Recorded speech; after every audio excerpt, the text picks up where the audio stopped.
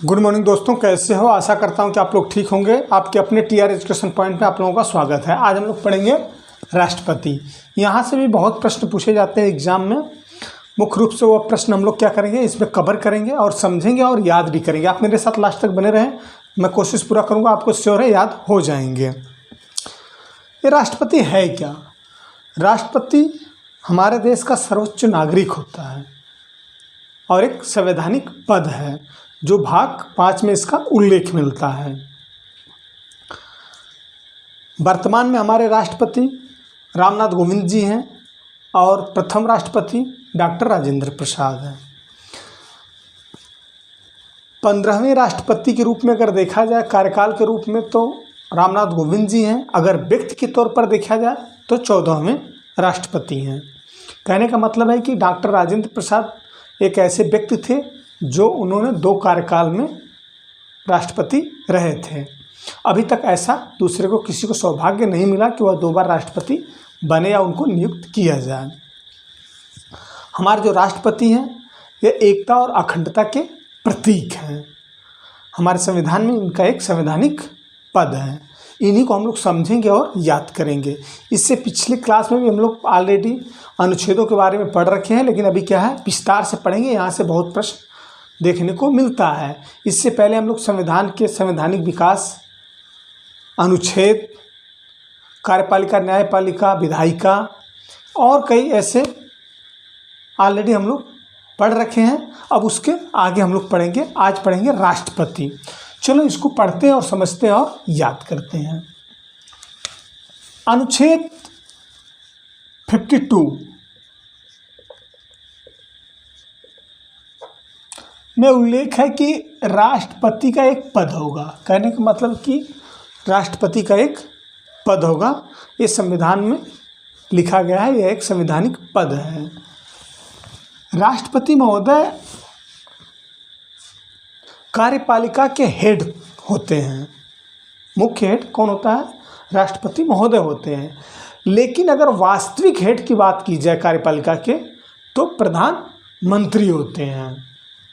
तो कभी भी वास्तविक हेड की जब बात आती है तो प्रधानमंत्री होते हैं, वैसे कार्यपालिका के हेड के तौर पर राष्ट्रपति महोदय होते हैं। तो 52 अनुच्छेद में क्या है, एक पद होगा। किसका होगा पद? राष्ट्रपति का। अनुच्छेद 53 में उल्लेख है कार्य एवं शक्ति।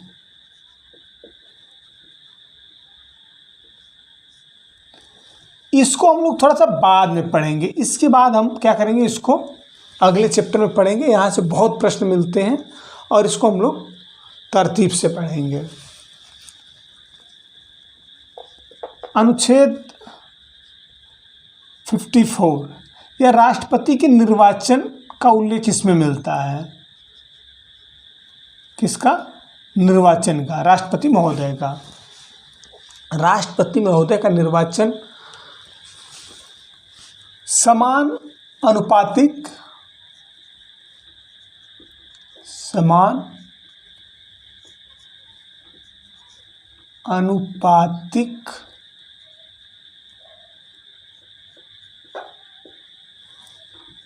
प्रतिनिधित्व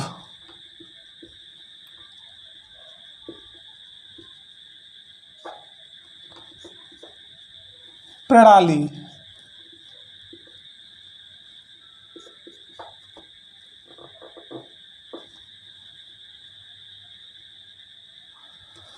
समान अनुपातिक प्रतिनिधित्व प्रणाली द्वारा राष्ट्रपति महोदय का क्या होता है? चुनाव होता है, निर्वाचन होता है। इनकी निर्वाचन की जो व्यवस्था की गई है, राज्यसभा, लोकसभा, राज्यसभा की जो विधानसभाएं हैं उनके मेंबर इनको चुनते हैं। ये है क्या? समान अनुपातिक प्रतिनिधित्व प्रणाली। ये जो लोकसभा के मेंबर है, राज्यसभा के, विधानसभा के मेंबर है, इनकी जो चुनाव की प्रक्रिया है इनको समान अनुपात में इनको पहले किया जाता है, फिर चुनाव में हिस्सेदारी होती है इनकी। आओ चलो देखते हैं इनकी क्या प्रक्रिया है समान अनुपाती की। पहले तो हम ये देख लेते हैं कि कौन कौन इस चुनाव में भाग लेता है। राज्यसभा, ये उच्च सदन है संघ का, लोकसभा निम्न सदन है संघ का,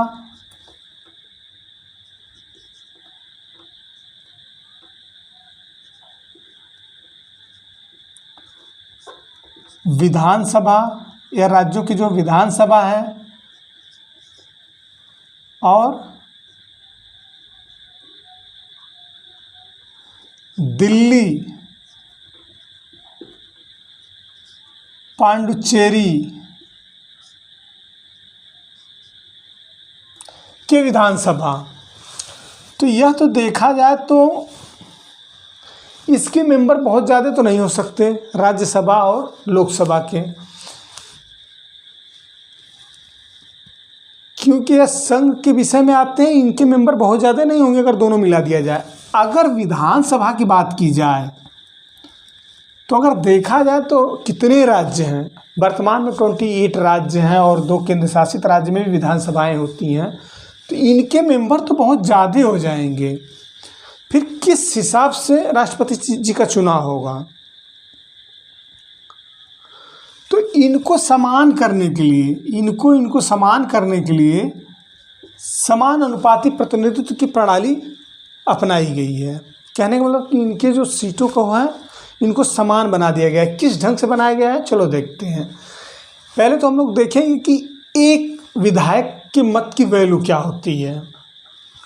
क्या होता है कि एक विधायक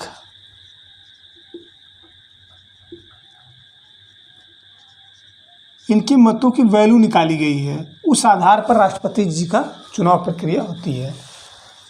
विधायक के मत की वैल्यू राज्य की कुल जनसंख्या,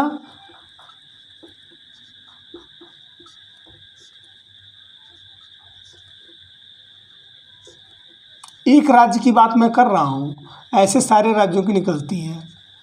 राज्य की कुल संख्या बटे विधानसभा की कुल संख्या, उस राज्य की जो विधानसभा होती है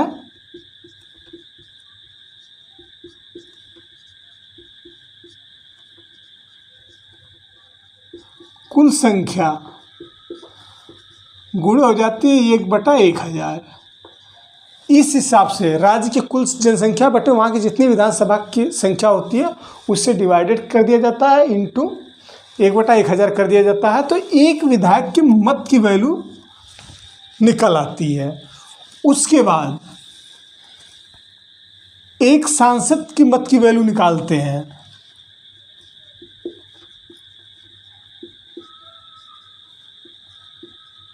यह कैसे निकालते हैं? कुल विधायकों के मतों की वैल्यू, जितने भी विधायक हैं, कुल विधायकों के मतों की वैल्यू, और नीचे कर दिया जाता है कुल सांसदों की संख्या।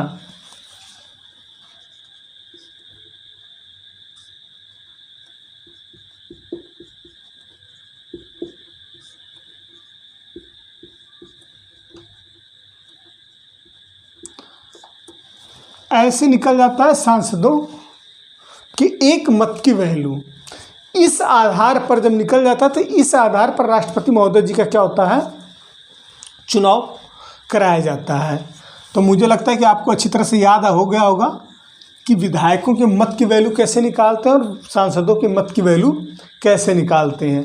ये जो सांसदों की मत की वैल्यू निकाली जाती है, यह कैसे निकाली जाती है, जो कुल एक विधायक की वैल्यू निकाल लेते हैं, फिर उसके बाद क्या है कि पूरे विधायकों की वैल्यू क्या कर देते हैं, ऊपर कर देते हैं, उसके नीचे जितने सांसद होते हैं उनसे डिवाइडेड कर दिया जाता है, तो सांसदों की मत की वैल्यू निकल आती है। अच्छा, राष्ट्रपति महोदय का जो चुनाव होता है वो अप्रत्यक्ष रूप से होता है, अप्रत्यक्ष रूप से होता है, प्रत्यक्ष रूप से नहीं होता है। और गुप्त मतदान होता है। क्या होता है? गुप्त मतदान होता है। गुप्त तो मतदान होता है, लेकिन क्या है कि पहले ही निर्धारित कर दी जाती है कि कौन सी पार्टी किसको वोट करेगी, देगी। अप्रत्यक्ष रूप का मतलब है, कहने का मतलब है कि यह सीधे जनता द्वारा नहीं चुने जाते हैं। जनता क्या करती है, विधानसभा के मेंबरों को, लोकसभा के मेंबरों को चुनती है, और वह क्या करते हैं, राष्ट्रपति महोदय को चुनते हैं। अच्छा, इसमें कुछ मनोनीत सदस्य भी होते हैं, जैसे राज्यसभा में 12 सदस्य मनोनीत होते हैं, और इनमें भी मनोनीत सदस्य होते हैं। क्या वह सदस्य इनको वोट करते हैं, राष्ट्रपति चुनाव में क्या हिस्सेदारी लेते हैं? तो नहीं लेते हैं। जो मनोनीत सदस्य होते हैं वह इसमें हिस्सेदारी नहीं लेते हैं। और कुछ राज्यों में विधान परिषद है। क्या है? विधान परिषद। यहाँ से क्वेश्चन बनते हैं, क्या मनोनीत सदस्य क्या राष्ट्रपति चुनाव में हिस्सेदारी लेते हैं? नहीं लेते हैं। क्या विधान परिषद के मेंबर हिस्सेदारी लेते हैं? नहीं लेते हैं। विधान परिषद के नहीं लेते हैं, ना तो लेते हैं मनोनीत सदस्य, क्योंकि विधान परिषद तो हर राज्य में तो है नहीं, कुछ राज्यों में है, तो नहीं लेते हैं हिस्सेदारी राष्ट्रपति महोदय के चुनाव में। ठीक है। अच्छा, इसको एकल हस्तांतरण मत पद्धति भी कहते हैं। एकल हस्तांतरण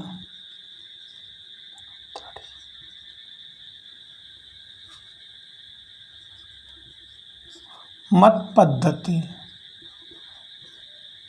राष्ट्रपति चुनाव के प्रक्रिया को एकल हस्तांतरणीय मत पद्धति कहते हैं। कहने का मतलब है कि यह वही चीज़ मैंने अभी बताया कि जनता क्या करती है, सांसद विधायकों को चुनती है। यह क्या करते हैं, किसको चुनते हैं?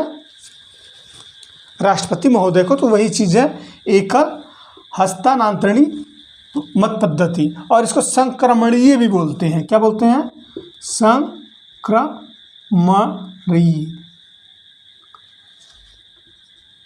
संक्रमणीय व्यवस्था भी इसको बोलते हैं, चुनाव पद्धति को। तो यह व्यवस्था है राष्ट्रपति महोदय को क्या करने के लिए, चुनाव प्रक्रिया में सम्मिलित होते हैं, और कैसे इनकी प्रक्रिया होती है, किस ढंग से राष्ट्रपति महोदय को क्या किया जाता है, चुना जाता है। अप्रत्यक्ष रूप से राष्ट्रपति महोदय का चुनाव होता है। हाँ, राष्ट्रपति को 50% वोट लाना अनिवार्य होता है। 50% से अधिक, 50% से अधिक जब वोट लेके आते हैं तभी वह क्या होते हैं, राष्ट्रपति चुनाव में वह जीत दर्ज करते हैं। चलो नेक्स्ट हम लोग पढ़ते हैं अनुच्छेद 56। इसमें बात कही गई है कार्यकाल की। राष्ट्रपति महोदय की कार्यकाल का उल्लेख इसमें मिलता है। राष्ट्रपति महोदय का कार्यकाल 5 वर्ष के लिए होता है। कितने वर्ष के लिए होता है? 5 वर्ष के लिए होता है। कब से होता है? जिस दिन वह शपथ लेते हैं उस दिन से लेकर 5 वर्ष तक इनका कार्यकाल माना जाता है। अगर यह अपने इच्छा से अगर बीच में त्याग पत्र किसी कारणवश देते हैं तो किसको यह त्याग पत्र देंगे? यह त्याग पत्र देंगे उपराष्ट्रपति को। किसको देंगे? उपराष्ट्रपति महोदय को यह त्याग पत्र देते हैं। संविधान में प्रावधान लिखा गया है कि यह उपराष्ट्रपति महोदय को त्याग पत्र देंगे। हाँ, इनकी उम्र की सीमा कोई नहीं है। किसी भी उम्र में कोई भी व्यक्ति क्या है, राष्ट्रपति बन सकता है। और वह जैसे कहने का मतलब कि ये कोई ज़रूरी नहीं कि 60 वर्ष तक की कोई व्यक्ति बनेगा। 70 वर्ष का होगा तब भी वह राष्ट्रपति बन सकता है। उसका कार्यकाल 5 वर्ष तक निर्धारित किया गया है। अनुच्छेद 57 पुनर्निर्वाचन।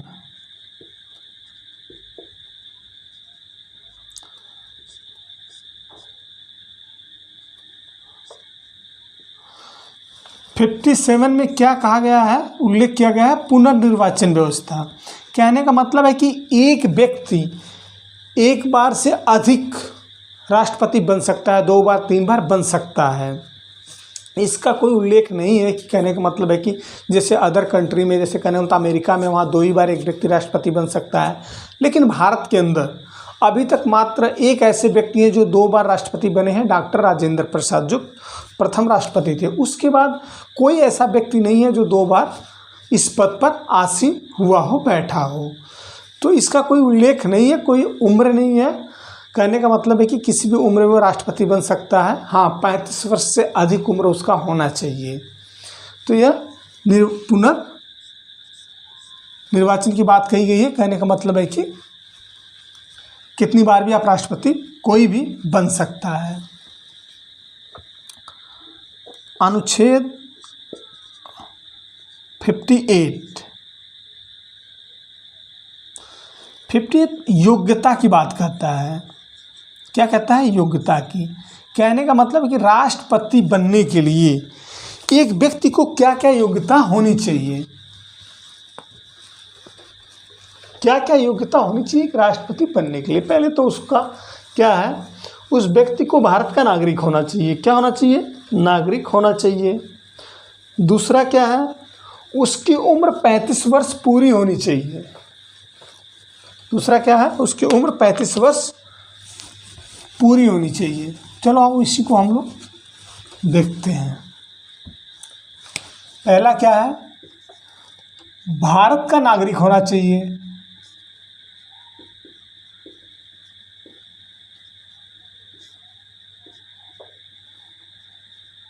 नागरिक होना चाहिए। दूसरा, 35 वर्ष पूरे होने चाहिए।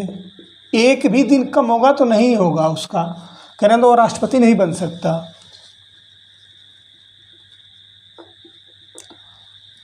लोकसभा का सदस्य बनने योग्य हो।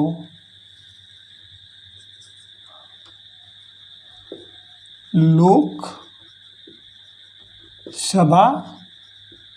का सदस्य बनने योग्य हो। और चौथा, किसी भी लाभ के पद पर न हो। किसी भी लाभ के पद पर न हो। देखो, जो मंत्री होते हैं वो किसी लाभ के पद पर नहीं होते हैं, उनको नहीं माना जाता है। कोई विधायक है, कोई सांसद है, उनको लाभ के पद पर नहीं माना जाता है। तो अगर कोई सांसद है, विधायक है, मंत्री, तो वह राष्ट्रपति चुनाव क्या है, लड़ सकता है, वो योग्यता है उसके अंदर। अगर सरकारी कर्मचारी है तो उसको लाभ के पद पर माना जाता है, वह चुनाव नहीं लड़ सकता। वह कहने का मतलब है कि राष्ट्रपति के योग्य नहीं है। तो किसी लाभ के पद पर नहीं होना चाहिए। अच्छा, इतनी योग्यता अगर देखा जाए, भारत का नागरिक हो, 35 वर्ष पूरे होने चाहिए, लोकसभा का सदस्य बनने योग्य हो, किसी पद पर, क्या इस योग्यता में अगर भारत में देखा जाए तो बहुत लोग हैं, तो क्या राष्ट्रपति बनने के लिए क्या नामांकन सभी लोग क्या भर सकते हैं? कुछ ऐसे इसके अंदर प्रावधान है जिसको कठिन बना देता है। यहाँ तो सरल दिख रहा है, लेकिन कुछ ऐसे इसके अंदर प्रावधान दिए गए हैं जो कठिन बना दिया जाता है। एक व्यक्ति को नामांकन भरने के लिए 50, चाहे विधायक हो सकते हैं या तो सांसद हो सकते हैं, 50 प्रस्तावक होने चाहिए और 50 ही अनुमोदक। तो अभी देख लो कितना कठिन बन गया नामांकन भरना। 50 या तो विधायक हो या सांसद हो, अनुमोदक होने चाहिए 50 ही प्रस्तावक, तो 100 मेंबर होने चाहिए। अब 100 मेंबर जिसके पास होंगे वही तो नामांकन भर सकता है। तो यह चीज़ बहुत ही कठिन बना दिया जाता है नामांकन भरने के लिए। तो वही व्यक्ति भरते हैं जिसको पार्टी अपने तरफ से नामांकन भरने के लिए बोलती है, वही लोग भरते हैं। मुख्य रूप से पार्टी के ही मेंबर होते हैं। तो यह तो हमने देखा योग्यता, किसी भी लाभ के पद पर ना हो, तो ये हम लोग ने देख लिया। अच्छा, इसके बाद कुछ और प्रावधान है। 15,000 रुपये क्या होता है, जमानत के रूप में जमा करना पड़ता है। जो व्यक्ति नामांकन भरता है वो 15,000 रुपये क्या करता है, जमा करता है RBI के पास या तो सरकारी खजाने में। अगर वह 1/6 वोट मत पाने में असमर्थ रहता है, कितना 1/6, यह हर चुनाव में ये लागू है। 1/6 वोट अगर वह नहीं पाता है तो उसकी क्या है, जमानत जब्त कर ली जाती है, यानी ये पैसे उसको वापस नहीं दिए जाते हैं। अगर 1/6 मत से अधिक वो वोट पाता है तो उसको क्या किया जाता है, उसको पैसे वापस कर दिए जाते हैं। चलो नेक्स्ट देखते हैं अनुच्छेद 60। यह शपथ से लेकर इसमें उल्लेख किया गया है। क्या? शपथ। राष्ट्रपति महोदय को शपथ उच्च न्यायालय के, उच्चतम न्यायालय के, सुप्रीम कोर्ट के न्यायाधीश, मुख्य न्यायाधीश दिलाते हैं। राष्ट्रपति महोदय को सुप्रीम कोर्ट के न्यायाधीश क्या करते हैं, शपथ दिलाते हैं। अगर वो किसी स्थिति में वह अगर मान लो नहीं रहते हैं तो सुप्रीम कोर्ट के जो वरिष्ठ न्यायाधीश होते हैं वह शपथ दिलाते हैं राष्ट्रपति महोदय को। चलो नेक्स्ट देखते हैं अनुच्छेद 61। महाभियोग का उल्लेख इसमें मिलता है।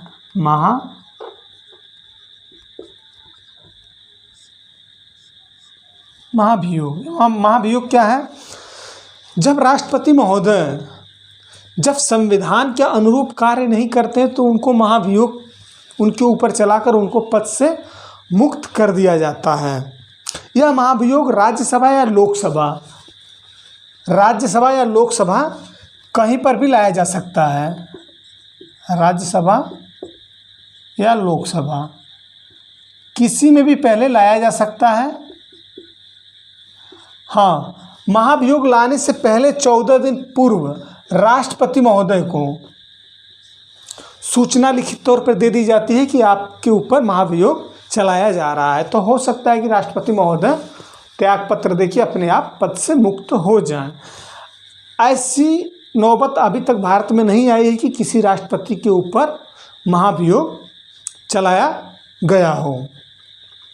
तो यह महाभियोग अगर किसी के ऊपर, कहने का मतलब है कि अगर राष्ट्रपति महोदय के ऊपर अगर महाभियोग चलाकर हटा दिया जाता है, ऐसी स्थिति में राष्ट्रपति का जो पद है वह उपराष्ट्रपति महोदय जी देखते हैं। उपराष्ट्रपति महोदय राष्ट्रपति का क्या है, कार्यकाल को देखते हैं। 6 माह तक देख सकते हैं। उल्लेख है 6 माह तक उपराष्ट्रपति महोदय राष्ट्रपति का कार्यकाल देख सकते हैं। तो आज हम लोगों ने कुछ मुख्य अनुच्छेद है जिससे राष्ट्रपति महोदय से बनने वाले प्रश्नों को पढ़ा। 52 पद, 53 कार्य शक्ति, 54 निर्वाचन, 56 कार्यकाल, 57 पुनर्निर्वाचन, 58 योग्यता, 60 शपथ और 61 महाभियोग। आपको अच्छा लग रहा है दोस्तों तो लाइक करें, कमेंट करें और सब्सक्राइब करें और ज़्यादा से ज़्यादा अपने दोस्तों को शेयर करें। आगे हम लोग पढ़ेंगे कार्य एवं शक्ति, जिसको मैं अभी इंडिकेट किया था कि शुरू में ही मैं बताया था कि इसको विस्तार से थोड़ा सा हम लोग पढ़ेंगे। यहाँ से प्रश्न बहुत पूछे जाते हैं। चलो अगले क्लास में फिर मिलते हैं, तब तक के लिए नमस्कार, धन्यवाद।